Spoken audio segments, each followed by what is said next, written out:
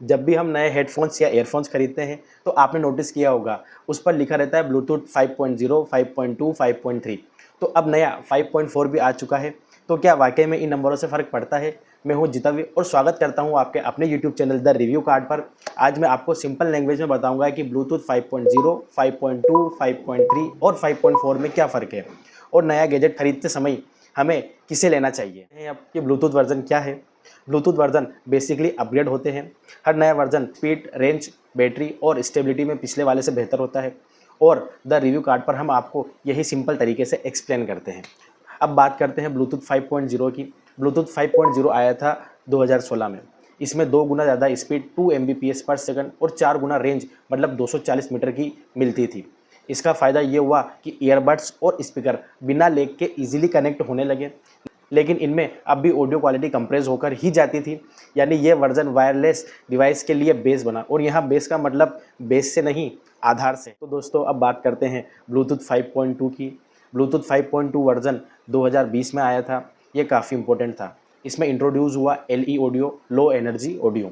इसके साथ आया था LC3 कोड्स, जो कम डाटा यूज़ करके भी बेहतर ऑडियो क्वालिटी देता है। इसका मतलब आपको सेम बैटरी पर लॉन्गर प्लेबैक और क्लियर साउंड मिलता है। साथ ही इसमें मल्टी स्ट्रीम ऑडियो का भी सपोर्ट है, यानी एक ही फ़ोन से मल्टीपल ईयरबड्स को एक साथ ऑडियो भेजे जा सकते हैं।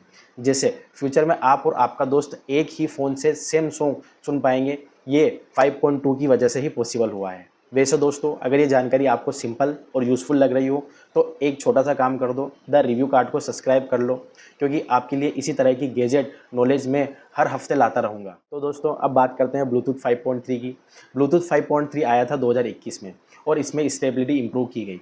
इसमें इंटरफेरेंस कम किया गया, यानी अगर आप किसी भीड़ वाली जगह पर हो, जैसे जिम, मेट्रो या कैफ़े, तो कनेक्शन ड्रॉप होने की प्रॉब्लम्स काफ़ी कम हो जाएगी।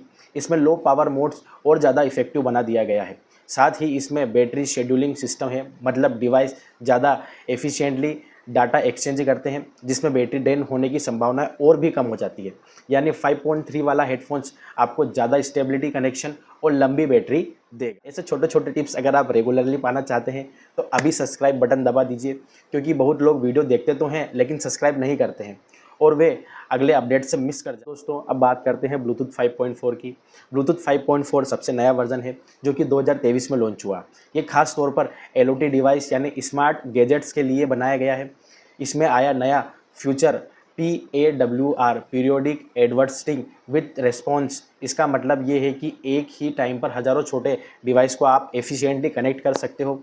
ये स्मार्ट होम गैजेट्स जैसे sensor, AC, smarts button, door locks के लिए फ्यूचर प्रूफ है और इसमें सिक्योरिटी भी पहले से बेहतर कर दी गई। आप सिर्फ हेडफोन्स के लिए सोच रहे हो तो 5.3 बेस्ट रहेगा, लेकिन अगर आप फ्यूचर में स्मार्ट होम सेटअप करना चाहते हो तो 5.4 वाली डिवाइस लेना बेस्ट ऑप्शन। दोस्तों चलिए बात करते हैं अब कंपेटिबिलिटी की। कंपेटिबिलिटी भी ज़रूरी है। अगर आपका फ़ोन सिर्फ 5.0 सपोर्ट करता है और आप 5.4 वाला हेडफोन्स खरीदते हैं तो दोनों डिवाइस लोवेस्ट वर्जन पर ही चलेंगे। लेकिन अगर आप नए गैजेट खरीद रहे हो तो कोशिश करें कि कम से कम 5.2 या उससे ऊपर वाला ही वर्जन हो, ताकि आप फ्यूचर प्रूफ। आपसे अब रियल लाइफ एक्सपीरियंस शेयर करते हैं। मान लीजिए आपके पास 2 ऑप्शन हैं, ईयरबड्स विद ब्लूटूथ 5.0 और सेकंड ईयरबड्स विद ब्लूटूथ 5.3 या 5.4।